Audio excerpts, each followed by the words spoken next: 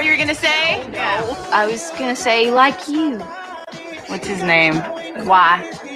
We're gonna Google him. No, Google your own guy. Let's just see if his mother's still alive. Hey, did you ever hear this guy they call the date doctor? Urban myth. Really? Absolutely. I was kind of hoping he also helped women. Casey, you're not sick. You're single. You just have to relax and enjoy the ride. I hadn't been ridden in months. I heard every word. You're a scam artist. You trick women into getting out of their own way. So great guys like Albert Brenneman have a fighting chance. Okay, no. I want everybody to take a good look at this right now, because this right here, This is exactly why falling in love is so goddamn hard. sir, let's go. Now, Vince Munson is a pig, and I refused to work with him. Need to get your facts right. Welcome in to Rom Com Rewind with Mackey and Judd. Part of the Mackey and Judd Go to the Movies series that includes Action Movie Rewind and now Rom Com Rewind. And before we dive in here, boys, Rom Com Rewind is powered by our friends at Federated Mutual Insurance Company, here to help business owners in the state of Minnesota. They recently launched My Shield, the online client destination for risk management resources. Think about, as a business owner, how helpful it would be for you to have employee training at your fingertips. Industry resources that can help your business reach another level of success. If you have a business, I don't know if they include dating coaches and lifestyle coaches. My guess is no, but you never know until you go to federatedinsurance.com to find out how they can protect your business with tools like My Shield. You can also download the app. It's free. Go to My Shield on the federatedinsurance.com website. And remember, at Federated, it's our business to protect yours. No, it's not him. I'm telling you, that's him. It doesn't look anything like him. Excuse me. Do you know him? No. I want you to look me in the eye and you tell me that he did not hire you. Ma'am, I have never seen this man before in my life. See you later, Tony. Tony, but you have got some serious issues. The 2005 romantic comedy classic, Hitch, starring Will Smith, Eva Mendes, Kevin James, Amber Valletta, and even Michael Rappaport. Yeah, before he started doing selfie rants on I love Michael social media. Rappaport. Do you? He's one of my favorites. He's hilarious. He's one of my all-time favorites. I got a question about him though. But go on. No, you go ahead. You can ask. What? Oh, I'm curious what happened to him. Like, he was a character actor. He was, I think extremely he's in his prime right now. Successful, and then he just sort of went He's off on the deep end as far as these rants. He plays the dad in a very good Netflix series called Atypical. Oh, he does. Okay. It's really, really good show. He plays the dad of a kid with That's what his son has autism, and it's a funny drama kind of show. It's really, really good. Yeah. Okay. Really good. But his best social work media is on stuff. social media, Yeah. where he just rants about things. Very, very vulgar rants about things. All right. Hitch, 2005. This film, which was written by Kevin Bish, features Will Smith as Alex Hitch Hitchens, a professional date doctor who makes a living teaching men how to woo women. Unfortunately, while helping his latest client woo the woman of his dreams, he finds out that his game doesn't quite work on the gossip columnist with whom he's smitten. 69% on Rotten Tomatoes. Criminally low. But also fitting. Is it? Nice. Yeah, it is nice, but Is it low? it's low. Is it low? It's criminally low. Is it? How's that Is it? organized? Sure it's long. Sure, Rom-Com Rewind. Coming in from Action Movie to Rom-Coms. Sure it's long. Critics' consensus. Despite Hitch's predictability, Will Smith and Kevin James win praise for their solid, warm-hearted performances. Get this. This movie had a $70 million budget because Will Smith was at his absolute zenith here. Yep. And Eva Mendes was close to it. And Kevin James was actually at his zenith here, too. He had been 7 years into, what's the sitcom, King of Queens? Great show. $70 million budget turned into $370 million at the box office. Wow. This was Guess a I'm not surprised. smash hit. It was released on Valentine's Day weekend of 2005. I saw it in theaters as a 12-year-old. Really? Yes. What was that experience like? Oh, it was good. I went with my mom. Typical Aw. Declan and mom situation. I think my brother was there too. I think brother Liam was there too. But yeah, I remember seeing this in theaters. It's a great film. It's one of my all-time favorites. There's no girl. And if ever there was a man born without game, it was Albert Brenneman. You know what it's like? Getting up every morning, feeling hopeless, feeling like the love of your life is waking up with the wrong man, but at the same time, hoping that she still finds happiness, even if it's never going to be with you. You are flat out of your mind. You know that? Yeah. That's good. That's good. All right, we'll start with Judd Zolgad. What was your key takeaway from Hitch? Okay, my key takeaway was this. What you read is exactly right. The performances are great. Will Smith is great. James is great. The performances are very good. But the film itself, and I've seen the film twice now, but this is the first time I sat down with pen and paper and took notes, okay? So this was the football. This is the first time you've watched the All 22 film. All 22 breakdown. So this is not, before I think it was a Sunday years ago. Sure. I said, this is cute. It's on TBS like every other week. Yeah, this is really cute. and the performances are really good. So there is nobody in this film who stunk. Everyone pulled their weight. But there are too many cliches in this film about everything that goes wrong in a relationship. There are unnecessarily too many moving parts. And of course, you then have, and this is the ultimate cliche, and it's not even that key to it, the misunderstanding about the unknown date doctor and what are his motives. Okay? Listen, it would be a little confusing if you're a woman and you find out that this guy is a trained pickup artist. And then he happens. Has he tricked me into liking him? But then it's with a gossip columnist who's trying to find him, to out him, but she's in love behind the scenes with him. It's an American love story. It is. What made How to Lose a Guy in 10 Days so great was its simplicity. Oh. The writers knew the writers knew exactly what the goal was here. This was a writing team that had too much going on and kept adding storylines. And again, I don't know if I agree with that. The acting is great, but she's the gossip columnist trying to find and expose the date doctor who she just happens to fall in love with and not know is enough to eliminate a lot of other portions of this storyline because it's such a stretch. It's too many viable writing cliches. I could have cleaned this film up in glad you did it. 5 minutes. I could have cleaned this film up. Okay, I thought this movie was. And by the way, I did not like it. I'm just telling you, it had too much going on. I thought this movie was very simple. This is the first time I've completely disagreed with your assessment of the complexity of the movie. There are 3 main themes and storylines in this movie. There's Alex Hitchens trying to finagle his way with Eva Mendes, right? Right. There's I'm forgetting his name, Albert Brenneman, trying to finagle his way with the celebrity. Yep. And then there's Stephon Marbury trying to beat the Memphis Grizzlies. And that's in my notes. Madison Square and that is in my notes too.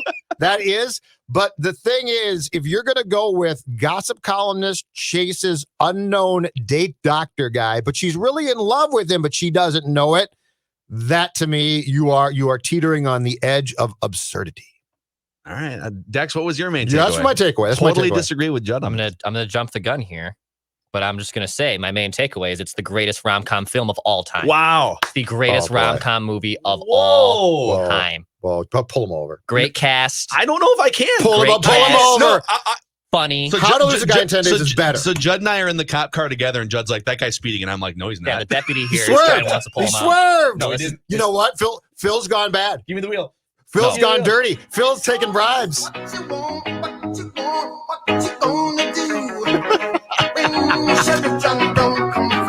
Hot Take Cops is recorded on location with the men and women of sports talk. All suspects are innocent until proven guilty in Hot Take Court. All right, listen, I'm just going to sit in the police car. I want All right, sir, can you step out of the car? Can you step out of the car? What did I do, officer? Am I being detained? First of all, you swerved. Second of all, just because you saw a film with your mother around Valentine's Day at the age of 12 does not make this the greatest rom-com of all time. This is a cute rom-com. Sir, what? Can you walk this rom-com line? I can use the sentimental mom card to my advantage in a lot of situations. I'm not using it in this one, okay? This is a phenomenal film. It has a great cast. It's hilarious. It's not too cheesy. It has it's a great story. It's a great story of of this date doctor, the gossip columnist trying to point him out, the dork Albert Brenneman going way out of his league with Allegra Cole. It brings it all full circle at the end. It's one of the best. How to Lose a Guy in 10 Days is to Phil Mackey changing his college major. This is like what Hitch is for me. It's like my favorite film. If it's on TV, I stop and watch it anytime. Amazing. It's the best rom-com of all time. So I'm going to withhold my score and my I'm not going to go quite as far as Declan did in my revealing of how I feel about this movie. But I love this movie. Yes. I'm with Declan in that it's on TBS every 5 minutes, basically, or E. And if there's nothing happening and it's a Sunday late morning or whatever, and Hitch is on, I'm watching. I'm in. If it's late at night, I'm in. But my biggest takeaway from this movie is that it actually spawned, because it's pretty early internet days. Like, it's before social media. Yeah. It's like chat room days and web forum days. She leaves a message on a voicemail. Yeah, think about that. Well, so is Rick Spielman and other GMs. Yeah, GMs are doing that with trade offers to the Houston Texans. We can talk about that later. I got a great bit about that too. Hilarious. This movie spawned an era of pickup artistry. I don't know if you guys ever, like, VH1 had a show like a year. So here's Great sort of this movie came out, and then like a year later, VH1 launched a show called The Pickup Artist. Yep. And then a book came out written by Neil Strauss called The Game, which highlighted a group of so-called pickup artists. It became a New York Times #1 bestseller, highlighting these guys in LA who were dweebs and nerds and like taught themselves how they like gamed the system for how to talk to women and get them to be interested in them. And so it was this movie, the book came out, the VH1 reality series came out. The guy who hosted the VH1 reality series Pickup Artist, his name was Mystery, and he was like a magician. And he would show you how to walk up and like insult a girl in the right way so that she'd fall in love. It was just ridiculous. It was so bad, dude. It was ridiculous. It only made it like 1 or 2 seasons. But I will say, I was in college when all of this was happening. Like this movement, this movie into the VH1 show, and then the book, The Game, came out. And you should have seen college Phil Mackey just trying all of the Hitch tactics. Like, oh my God, I'm going to walk up and I'm not going to show too much interest, but I'm going to show some interest. And then I'm going to walk away. Pay so much money. And how much did this work for you? 0%. Yeah. 0% for sure. But it was the beginning of this era of, okay, it's hard to go up and talk to girls if you're a guy. What's the best way to do it so that you can get her attention? But that you're not being too inauthentic. And Hitch talks about this like 5 times during the movie. So, all right, what was your favorite part, Judd, about Hitch? You broached it. No question about it.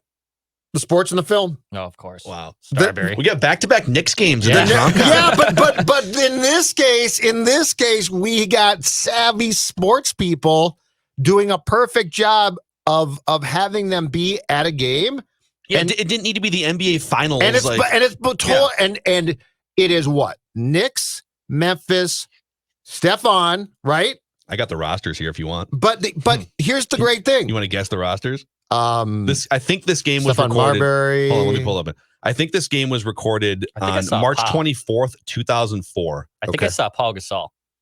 Young Paul Gasol. Yeah, you probably did for the Grizz. Yep. If this is the game I'm thinking of, it was at Madison Square Garden. It was the Grizzlies' only trip there in 2004, the year before this movie came out. Okay. Young Paul Gasol went for 23 points, 6 rebounds, 4 assists.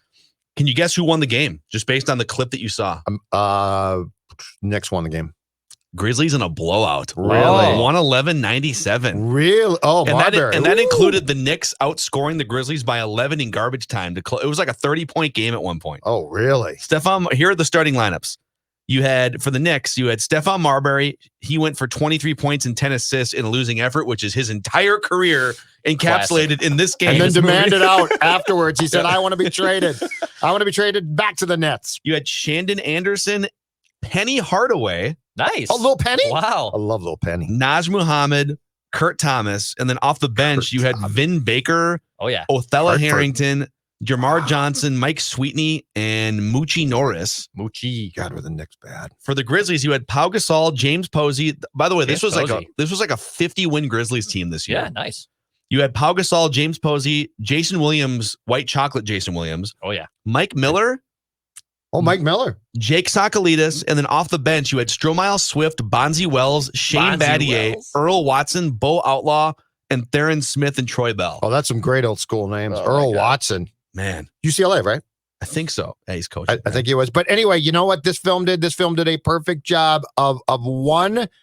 They had just the right amount of action, which is almost none, but that's absolutely fine. They showed it. 2, they clearly shot the scene not during the game. So you didn't have this awkward, well, we're really at the game and we got to act like we're at the game, right? Yep. It was clear that they shot it around the game itself. Everything that How to Lose a Guy in 10 Days did hysterically wrong Knicks-wise. This film actually did really well. I think they had a sports consultant who said, it's fine if they're going to go to a Knicks game, but you don't really need to take them to a Knicks game. Yep.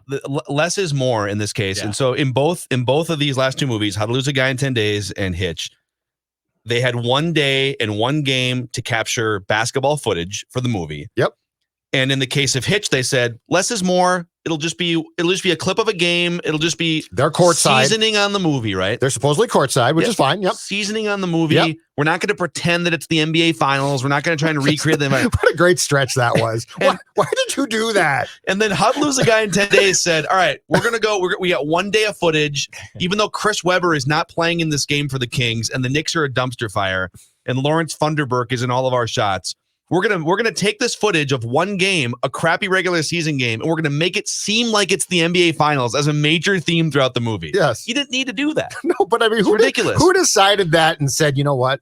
Let's make it the NBA Finals. And who didn't say, you know what, Ted? That's a really stupid idea. I know. Anyway, Dex, what was your favorite part of this movie? Well, there's so many, but I think my favorite part, and I'll play the clip here. It's a little long, but it's when Hitch meets Sarah for the first time, and also before that too, when Sarah scares off or like basically shuts down Chip.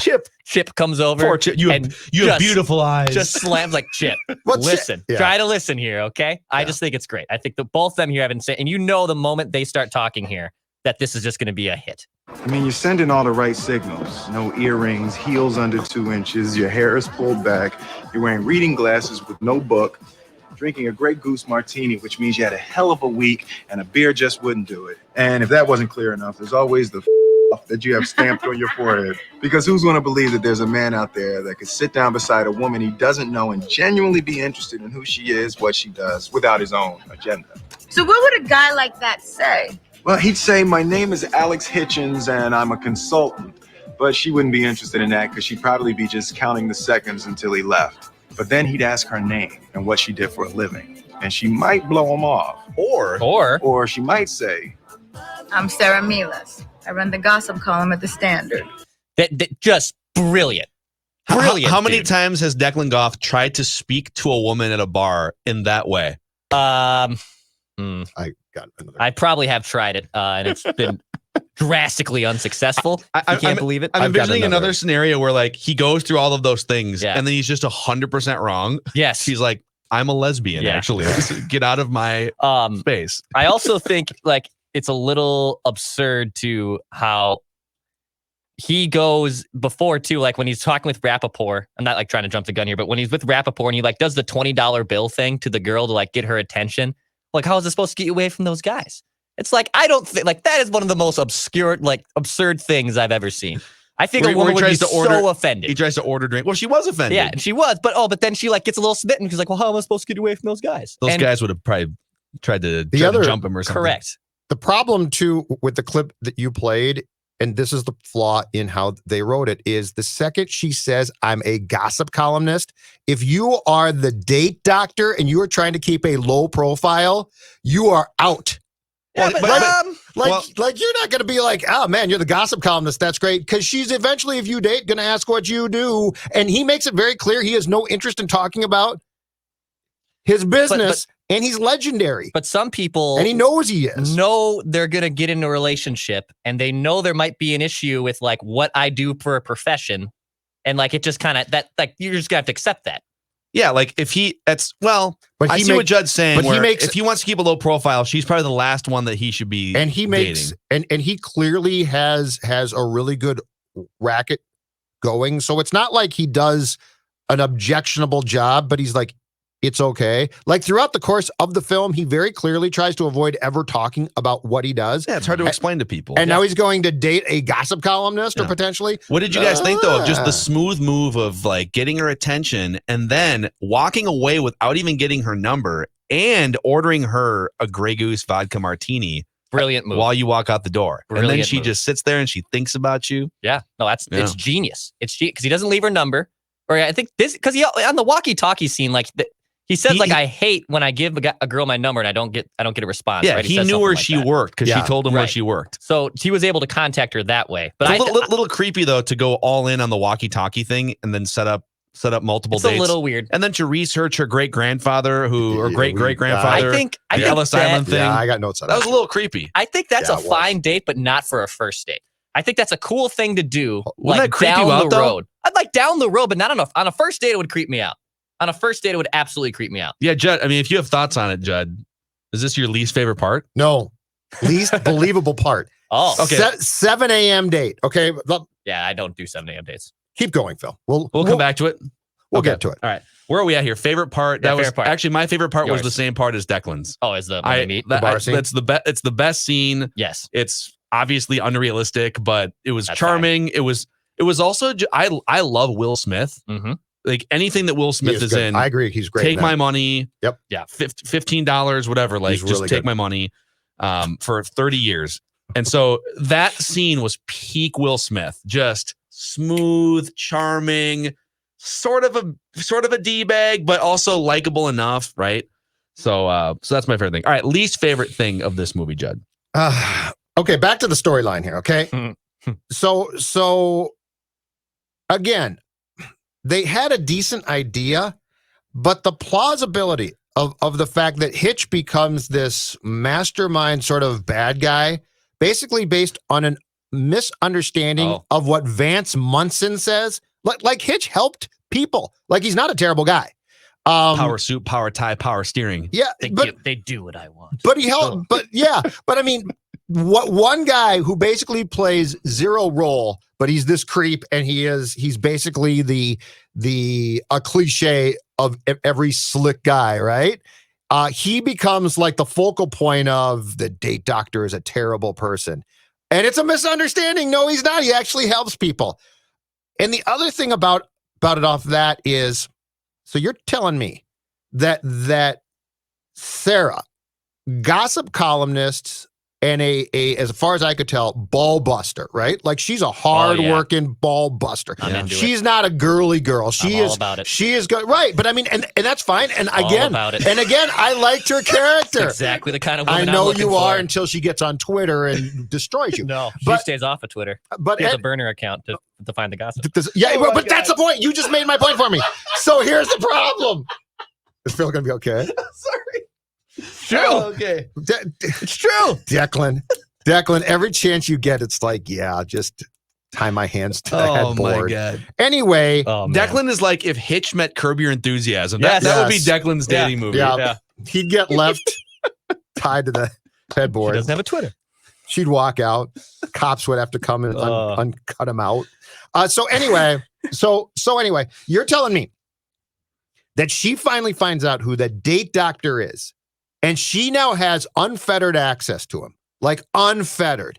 She knows who he is. She's dating him. Mm-hmm. And she could have gotten the story of stories if she had just played it cool. And by the way, again, she's not an overreacting, woe is me type of person. Yeah. So she's going to find all of this out. And now she can put together, if she just plays it cool, this great story. She's in on his sources, everything.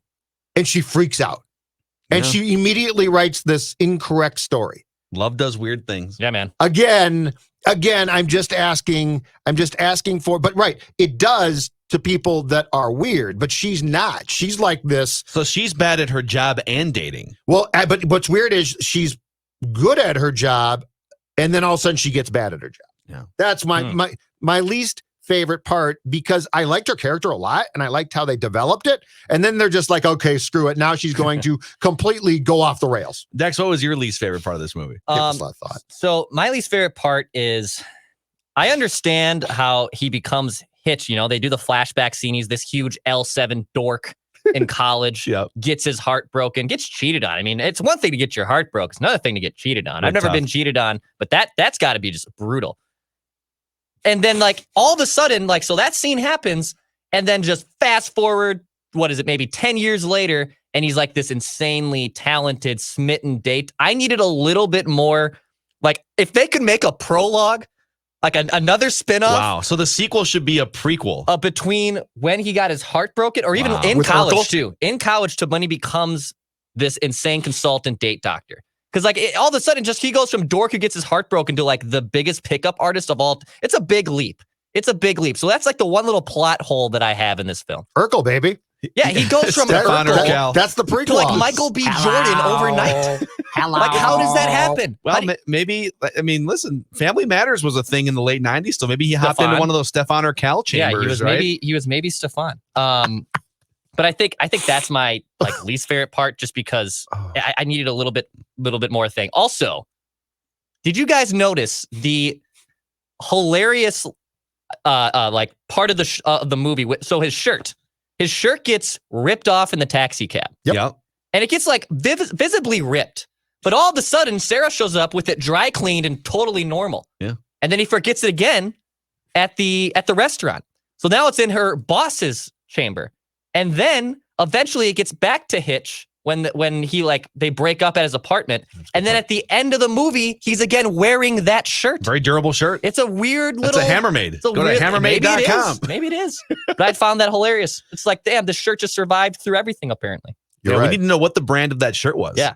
So that's my least. That was my least favorite part. I think my least favorite part was actually the end of the movie. Like I was fine with the general end of the movie, but what I hated about the end of the movie was Hitch shows up to the door and he's now, so two things. He's now gone from like being the smoothest, most confident communicator ever and can just like talk his way. He can walk up to a woman he's never met before and know exactly what drink to buy her, know exactly what to say, like everything without missing a beat, without being worked up or anything. And by the end of the movie, he's just like a blubbering mess and can't even speak. And he doesn't know what love is now. I wrote that down too. Just he can't speak. He's lost everything. Yeah. And you're right. She has this good-looking guy in her apartment and knows that there could be some confusion here and decides to play that card close to the vest. Good that for it's her. actually like her sister's husband or something. I think that's a brilliant move on her end, to be I completely thought it was honest, unnecessary. He's showing up at the door. He's like pouring his heart out. That's my point and you're about going to play that card now. I don't But know. they wrote too much in. Part of the game, baby. That's that's the game. But my point is they wrote too much in. I am the game. All right. So let's see. Next one is cheesiest part for you guys. What was the cheesiest part of this movie? Oh, okay. It is this one. The date, the first date, they go and take jet skis? Mm-hmm. Ellis Island, right? Yep. And on the Hudson. We talked about this briefly, but he has researched who her grandfather is. Great. Who turns out to be the butcher of Cadiz because he's killed a bunch of people. And he has his buddy who, by the way, knows him well, but like we have no idea. We don't see that guy before or after. He has him somehow get into the book of everyone who visited. Like this book is mammoth. We're talking thousands of people who came over on boats, right? Yeah. He finds the butcher of Cadiz's real name and is able to have it turned to that page. And then real quick. Yeah. So the book is open. Go ahead. I digress. The book is open. Yeah. And it's not alphabetical, right? Yeah. It's just like people are just writing their names over. And he says something to the effect to her of like, sometimes to know where you're going, it helps to know where you've been. Mm-hmm. And then he looks at her and she looks back and then he kind of like does the eye, like looks over the book.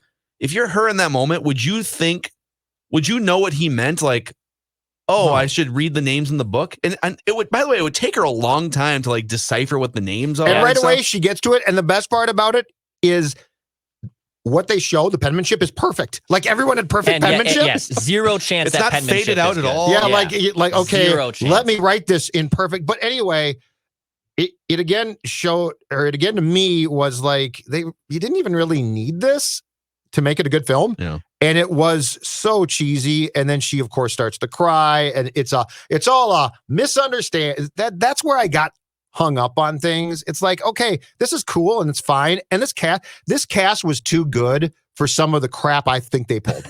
I really do. I thought it was amazing. All right, Declan. Because I do really like the cast. Cheesiest part for you. They're all great. Just the ending. Like, I know they got to bring it full circle with the rom-com and stuff, but just the whole ending scene. It's just like, I didn't really enjoy it. I didn't really enjoy how both of them like said that they're in love with each other. He like gets on top of the car, almost gets killed or gets severely injured, I should say, in the car crash. But he's fine. And he's fine. He falls off the car and he's just fine. I'm just fine.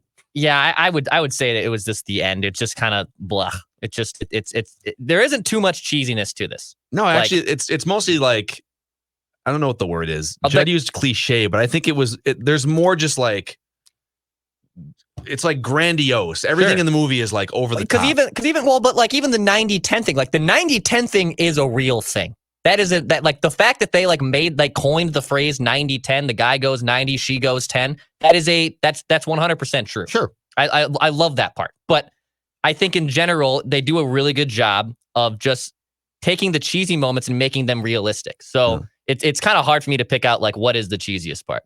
I would say the cheesiest part was when they get in the argument at the speed dating thing, and then he gets up and gives the big speech about love that we played earlier. Right. He gives the big speech about how, listen, all of you, this is why, and I'm going to solve this problem. Okay, what was the least believable thing about this movie? Judd? Mine is simple.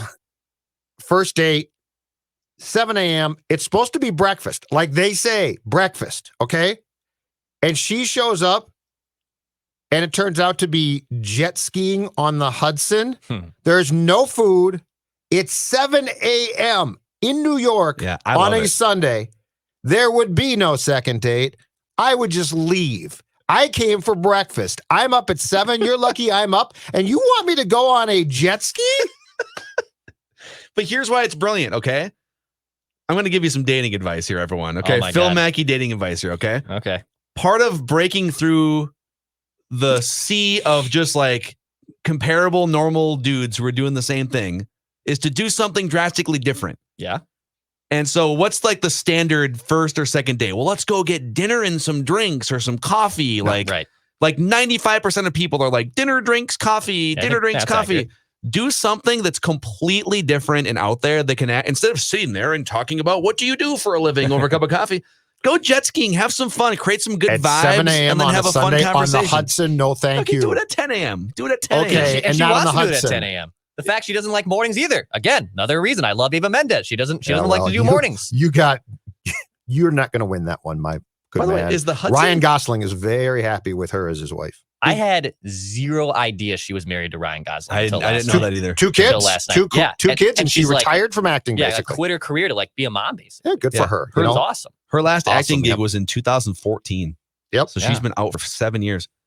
Is the Hudson clean enough to That's just what like I was wondering. fall I into gotta it? imagine. No. That's what I was Even wondering. he jokes like disgusting. Probably a diaper got swallowed up, and it probably did, dude. That the Hudson is New York is gross. Like there's no way the Hudson isn't. But gross. why would you be on jet skis on the Hudson? That is. Yeah, it's also very very strange. You're correct. I don't know. It just kind of feels weird. It's got to be cold. Not believable. The sports, the Knicks game, believable.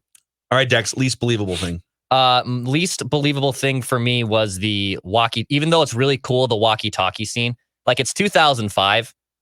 There's zero chance a walkie-talkie. Like, is he like circling her building? Like, how close is he to the building? I think so. It kind of showed him walking around outside. Yeah, right? but I think he's supposed to be outside the newspaper. But he's low key super creepy. It's a little creepy. He figured out, but he knows all the moves, like her great grandfather. Oh, he's definitely creepy. Yes. But his whole life is the built on walkie-talkie thing is just a little ridiculous because like there's zero chance in 2005 the range of those walkie-talkies are that significant, and also how he like basically sends the messenger boy, and if she would have said yes to Friday, like he had like two ideas planned. Yeah, you're right. What was the other idea? I wonder. Yeah, I know. Another thing in but the guy stands there, and it's very sequel. bizarre. And I'm like, why doesn't he leave? And that's why. So just that, because even like you're trying to make a really good first impression, you want to go on a date with this girl really, really bad. Everyone's been there. Maybe I've only been there. I don't know. But I would not do the drastic steps to that, to have like send a delivery boy 2 different packages. Dude, if she says yes to one of these 2, I mean, maybe good on you. Maybe you gotta step your game up a little bit. Maybe I am screwing up. Step your game up by where I'm at right now. So yeah, maybe, I don't know. Okay, least believable thing for me, and it's a huge theme that we haven't talked about yet. Yeah. The idea that Kevin James / Albert Brenneman would have any shot with a high profile, like A-list celebrity, Allegra Cole. And that brings me to like the next part of this, which is the big picture of Kevin James' career. Has any TV or movie actor outkicked his TV / movie coverage more than Kevin James with Leah Remini in King of Queens? I love Leah. With Allegra Cole in this movie. I love Leah Remini. In Grown Ups, he was with Declan. His wife was Maria Bello in Grown Ups. Yeah. Like, there's probably more here that I'm missing too. That's the typical thing, though, he's right? Like spilling. He's like eating a hot dog, and he's got mustard. He's just a dweeb. Jackie Gleason's the same way. Fred Flintstone outkicked his coverage. Wow. Okay. Fred and Wilma. Wilma there. Wilma was way better looking than Barney Rubble. Betty was way better looking. You like barefoot gals with rugged dresses? The Flintstones is indicative of how Hollywood operates. I'm going to guess that the Flintstones had some hygiene problems, but that's just me. It's just you. I gotta stay away.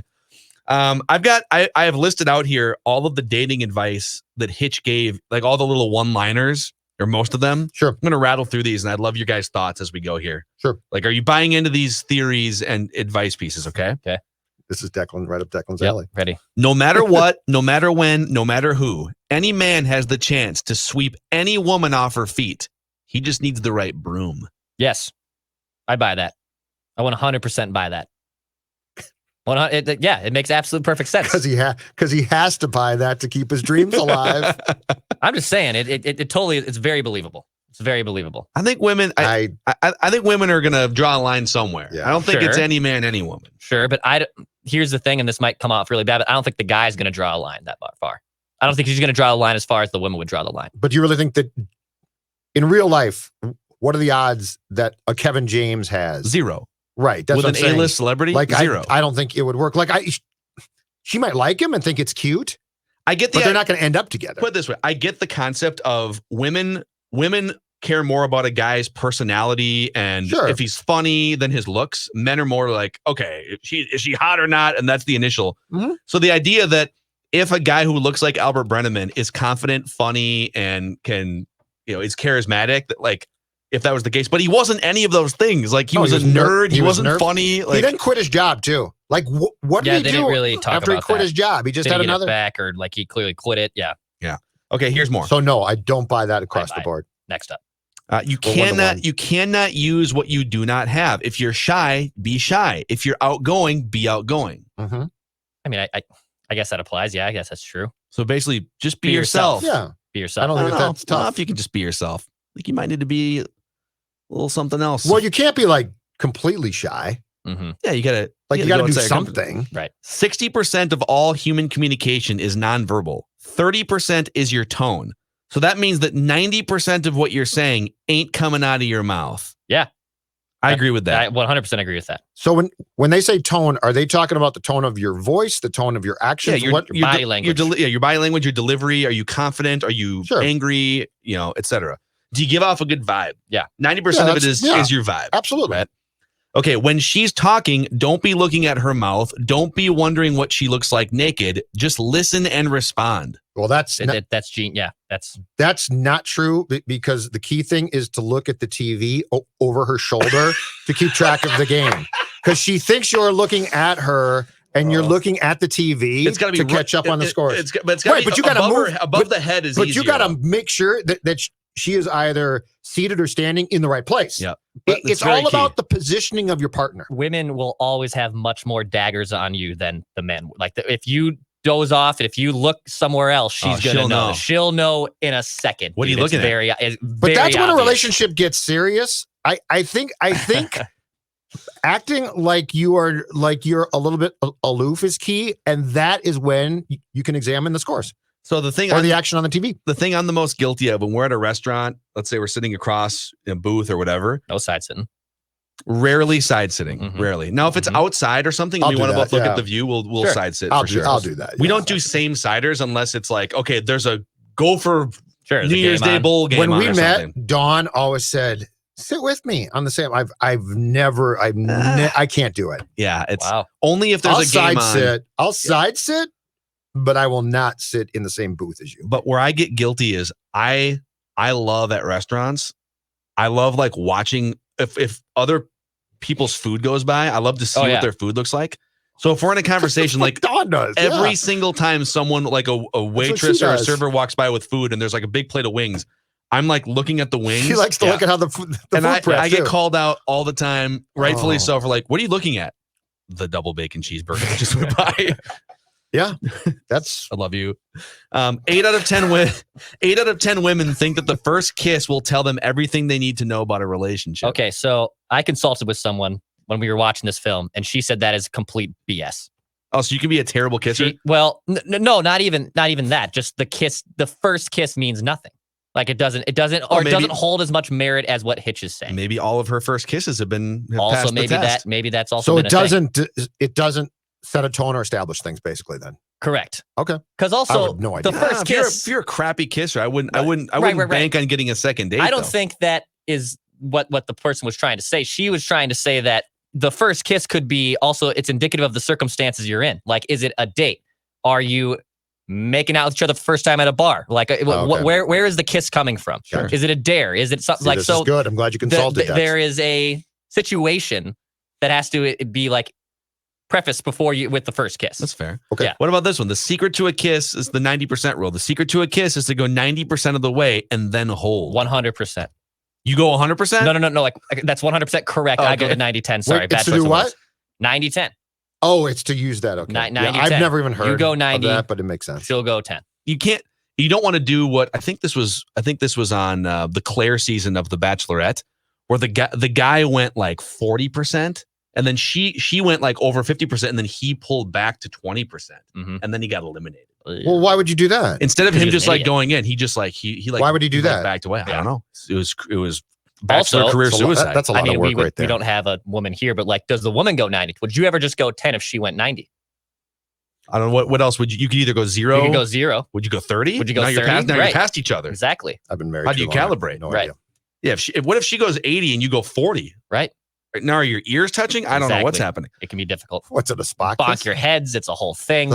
A woman's best friend must sign off on all big relationship decisions. That's true when they're younger, I bet, but not when they're older. That's true. Like for sure in your 20s, it's all about validation. And then life is not the amount of breaths you take.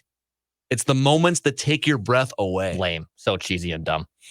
You know what? I could see it. World Series, Game 7, 87, took my breath away. Yeah, 91. Gene Larkin, right? Danny Gladden scores. Took my breath away. Okay. I sort of like that from a sports perspective. I do too. I think I'm with Judd on this one. Okay. All right. You guys want to get into some of the rankings here? Yeah. Actually, I've got 1 point off an earlier topic. When it comes to Will Smith and his character, Alex Hitchens, okay? Mm-hmm. Off Phil's point, the creepiness of that character potentially, like he was a college geek, right? Like a complete nerd. Yep. He now has like turned his life around by researching and obviously doing tons of work to get to where he is now as the date doctor, right? And he like looks things up and like where personality wise, where is that character on basically becoming a stalker or killer? Because like there's an element to it because we really don't know him. There's an weird little. Are you talking about Hitch? Yeah, I'm talking about Hitch and the line that Hitch could cross. Killer. And the line that Hitch could cross to become because he's a caring, super cool dude. Yeah, man. No, I know, but he wasn't when he was young, and he turned himself into this, meaning that he could morph into a tyrant at any time. Not everyone who's socially awkward when they're 17 has to turn into like a Jeffrey Dahmer. Yeah, dude. right. But I'm asking for matters of a sequel. I'm asking, what if we were to catch up with Hitch 16 years after the fact, and now he's on the warpath, and the cops are after him, but again, they don't know who they're after. I think there's some type of prologue. I think there's some type of prequel. Yeah, there's a prequel here for sure. 100%. I'm here for it. Make it happen. We'll speak this into existence if we have to. You don't want to get hitched. That's the trailer. Wow. Pre-hitched. Pre-hitched. That's the movie. Pre-hitched. Anyway, I'm just saying that I think he's got some. I think there's demons there that have not been explored by the people that wrote this film. Yeah. All right, dude. Anyway, All right. Definitive relationship rankings. Okay. We're going off of chemistry between the couple. Uh-huh. So the only one we've reviewed so far are Ben Barry and Andy Anderson from How to Lose a Guy in 10 Days. And they scored on a 1 through 10, a composite 8.3. So how would you give, we're going to go Hitch and Sarah for this one. That's the main couple here. Yep. Absolutely. Hitch and Sarah graded on the chemistry between the couple. I think the chemistry is legit. I think it's pretty legit. But at the same time, there's a little bit of conflict because then she realizes he's this sleazy quote unquote date doctor. And then there's a little bit of a gap in there at the end of the movie with where they're at. Yeah, but by the end, like, I think it's more just like the on-screen chemistry and between the two actors. Yeah. No, I'm going to give it a 9. It's a 9. There you go. It's a 9. We're struggling a little bit there, but a 9. Judd? I'll give him an 8. Okay. It's good. Mackey? It's solid. Okay. I'm just doing some math here. They can't finish higher than our first movie. That was great chemistry. I got to tell you, I'm giving it a 9.5, which makes it an 8.8 composite score here. An 8.8. I think the chemistry between these two was even better because it wasn't based on a lie. Ben Barry and Andy Anderson were lying to each other about their motives. All right. And so it always felt a little forced. It was a forced interaction between the two of them. These two genuinely loved each other, and there was a miscommunication. Oh, there was not. They were scam artists, both of them. Who was a scam artist? Both of them. He wouldn't tell her what she told him right away what her job was. Yep. And he never like tried to trick her or but anything. She was after him the whole time. It's an 8.8. Yeah. I don't agree with this ranking. Will Smith and Eva Mendes. I find this ranking objectionable. That's okay. We'll get Harry and Sally at some point. Oh God, it'll maybe top it. Okay, so 1 through 10 again here. The restaurant scene. We're going with Hitch. How to Lose a Guy in 10 Days was 8.8. So Hitch is our next one here. Entertainment value is really the criteria here for this movie. Start with Judd. I'm going to give it a very solid 7. Such disrespect. I'm going to give it such disrespect. I'm giving it a very solid 7 based on the thespians that we saw, and I thought they did a great job. The thespians. I thought they did a great job. It's obvious. It's obviously a 10 for me. It's a 10 out of 10. This is like one of my all-time favorite movies. I know there's some bias involved here, but I love this film. It's a great story. I think it's honestly more realistic than How to Lose a Guy in 10 Days. It's a 10 out of 10 for me. It's a 10. I agree. This is a 10 movie. This is a 10 This is movie. not a 10. This is not a 10. And the reason I give this movie a 10 instead of How to Lose a Guy in 10 Days, the tiebreaker, you want to know what it is?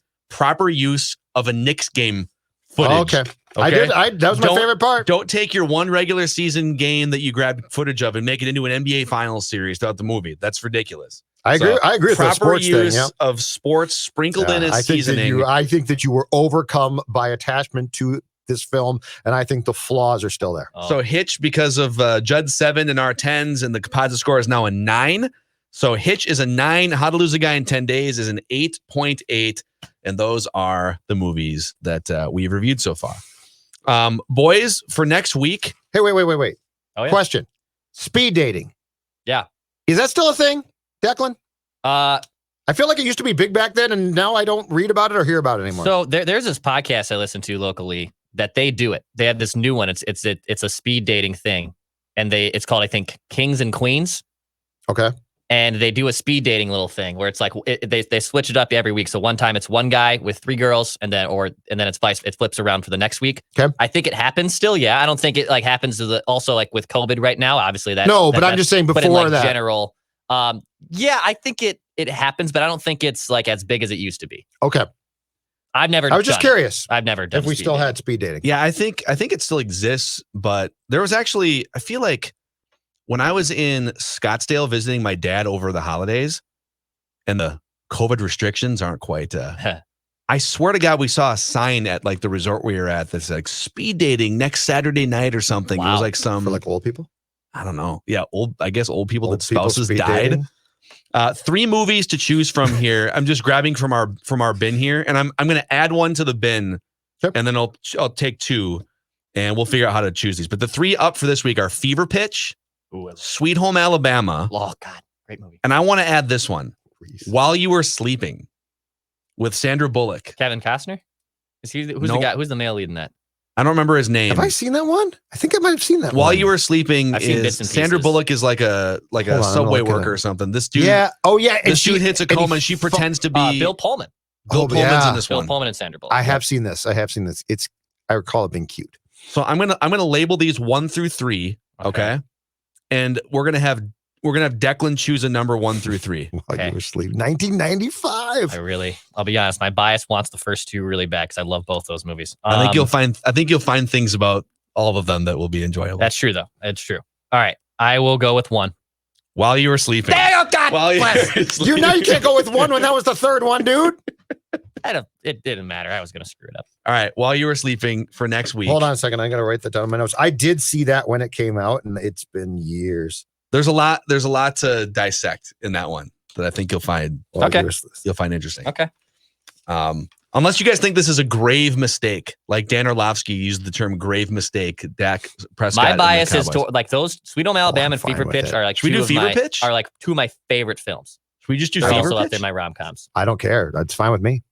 I'll do Fever. I'll All right. If you guys feel passionate about Fever Pitch, we'll do Fever Pitch next week. That's a cute. It's a film. sport. It's a sports-ish movie too. Also saw it in theaters. It's a sports film that they actually had to go back and reshoot the ending because the damn Red Sox won the World Series, and it was all based on the Red Sox not having won a World Series since 1918, right? Right. At the time, it was 1918. All right. So So we'll call hold on, Novel. wait, we're doing Fever Pitch. We'll do Fever Pitch. All right. We're going to keep All these. right. If you have other ones you want to add to the list, and we'll take suggestions from people Sweet too. Home Alabama, Reese Witherspoon. Great movie. I don't think I've seen that one. That's the one I haven't seen. Oh God, it's such a good movie.